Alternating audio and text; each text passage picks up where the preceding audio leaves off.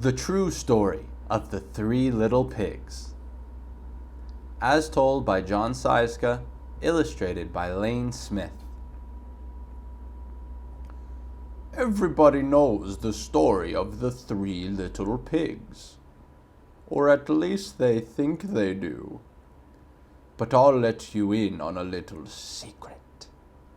Nobody knows the real story, because nobody has ever heard my side of the story.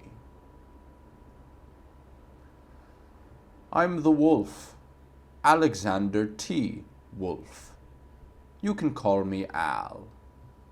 I don't know how this whole big bad wolf thing got started, but it's all wrong.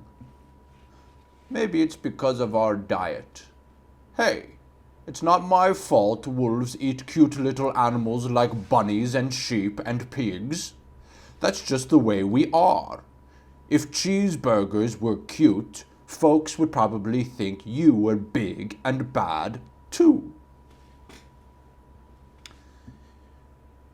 But like I was saying, the whole big bad wolf thing is all wrong. The real story is about a sneeze and a cup of sugar. This is the real story. Way back in Once Upon a Time, I was making a birthday cake for my dear old granny. I had a terrible sneezing cold. I ran out of sugar. So I walked down the street to ask my neighbor for a cup of sugar. Now this neighbor was a pig. He wasn't too bright either. He had built his whole house out of straw. Can you believe it? I mean, who in his right mind would build a house of straw? So, of course, the minute I knocked on the door, it fell right in. I didn't want to just walk into someone else's house, so I called, "Little pig, little pig, are you in?" No answer. I was just about to go home without the cup of sugar for my dear old granny's birthday cake. That's when my nose started to itch. I felt a sneeze coming on. Well, I huffed, and I snuffed, and I sneezed a great sneeze. And you know what? That whole darn straw house fell down. And right in the middle of the pile of straw was the first little pig, dead as a doornail. He had been home the whole time. It seemed like a shame to leave a perfectly good ham dinner lying there in the straw. So I ate it up. Think of it as a big cheeseburger just lying there. I was feeling a little better, but I still didn't have my cup of sugar. So I went to the next neighbor's house. This neighbor was the first little pig's brother. He was a little smarter, but not much. He had built his house of sticks. I rang the bell on the stick house. Nobody answered. I called, "Mr. Pig, Mr. Pig, are you in?"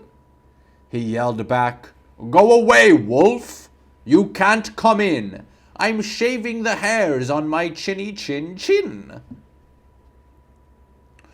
I had just grabbed the doorknob when I felt another sneeze coming on. I huffed and I snuffed and I tried to cover my mouth, but I sneezed a great sneeze. And you're not going to believe it, but this guy's house fell down just like his brother's. When the dust cleared, there was the second little pig, dead as a doornail. Wolf's honor.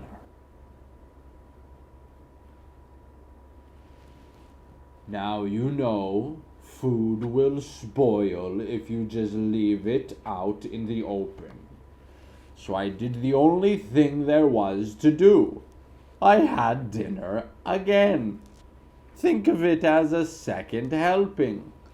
I was getting awfully full, but my cold was feeling a little better, and I still didn't have that cup of sugar for my dear old granny's birthday cake.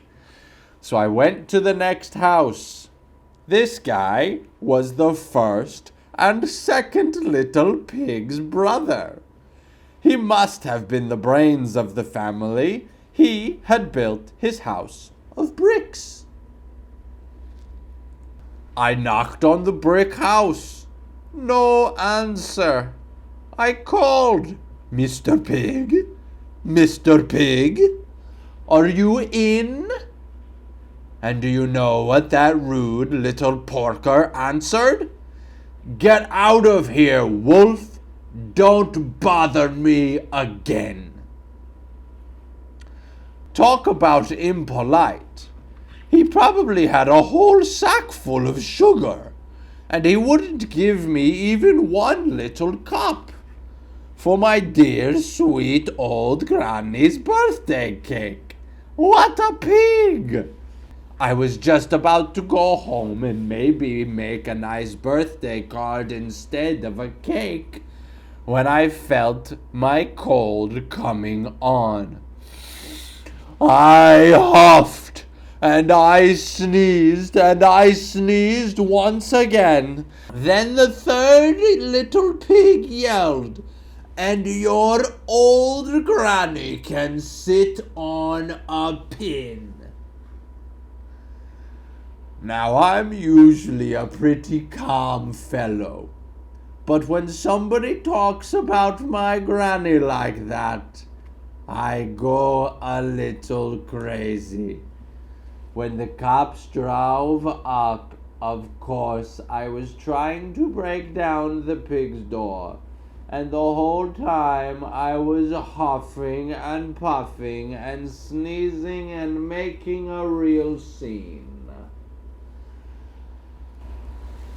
The rest, as they say, is history. The news reporters found out about the 2 pigs I had for dinner.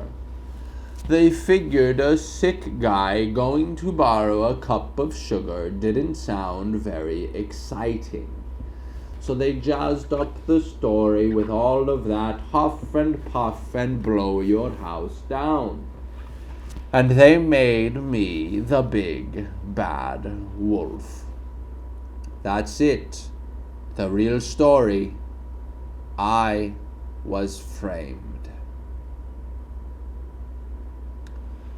But maybe you could loan me a cup of sugar. The end.